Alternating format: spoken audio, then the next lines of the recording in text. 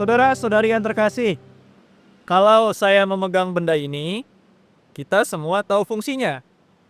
Benda ini tidak untuk dipajang, tidak untuk dikagumi, dan tidak untuk dikoleksi. Nilainya justru muncul ketika ia dipakai. Hand sanitizer ini baru sungguh berarti ketika ia menyentuh tangan yang kotor. Tanpa itu, ia hanya benda wangi yang tidak berguna. Dalam bacaan pertama dari kitab Imamat, Tuhan berkata dengan sangat jelas, "Kuduslah kamu sebab aku Tuhan Allahmu kudus." Kalimat ini terdengar agung, bahkan mungkin terasa berat.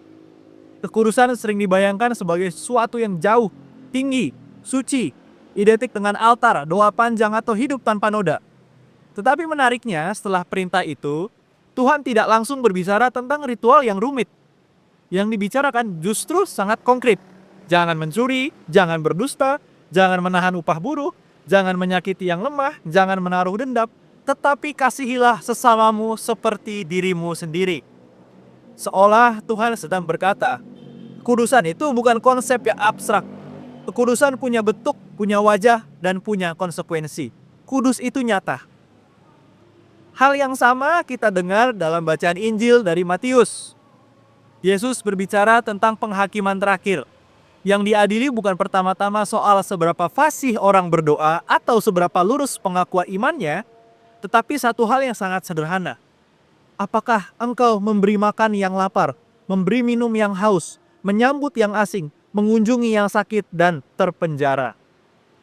Menariknya, baik yang dipuji maupun yang ditegur sama-sama terkejut.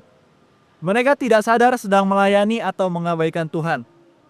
Ini memberi pesan yang sangat kuat bagi kita. Allah hadir secara tersembunyi dalam relasi konkret manusia. Kekudusan bukan sesuatu yang selalu kita sadari, tetapi sesuatu yang dijalani. Di sini kita bisa melihat nuansa yang sangat nyata. Hidup manusia bukan hanya soal apa yang kita yakini, tetapi bagaimana kita hadir. Kekudusan bukan terutama status rohani, melainkan cara berada. Cara kita memperlakukan sesama di ruang hidup yang paling biasa. Dalam bahasa sederhana, iman tidak tinggal di dalam kepala, iman mencari tubuh. Maka dalam masa Prapaskah ini, gereja seakan mengajak kita mengoreksi pemahaman kita tentang kekudusan. Jangan-jangan kita terlalu sering mencari kekudusan di tempat yang jauh, sementara Tuhan menunggu di hal-hal yang dekat. Jangan-jangan kita sibuk mengejar yang luhur, tetapi lupa yang konkret. Bacaan hari esok bertemu pada satu titik yang sama. Allah yang kudus ingin dikenali melalui tindakan yang manusiawi. Kekudusan itu bukan pelarian dari dunia, tetapi keterlibatan yang bertanggung jawab di dalamnya.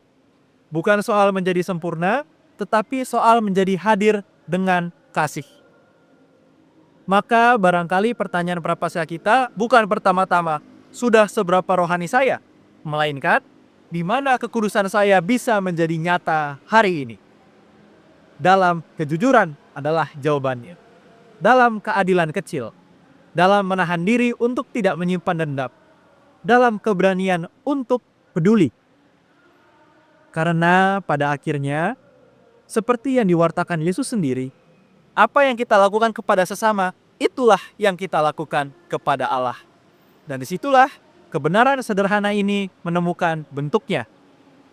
Yaitu bahwa kudus itu nyata. Tuhan Yesus memberkati.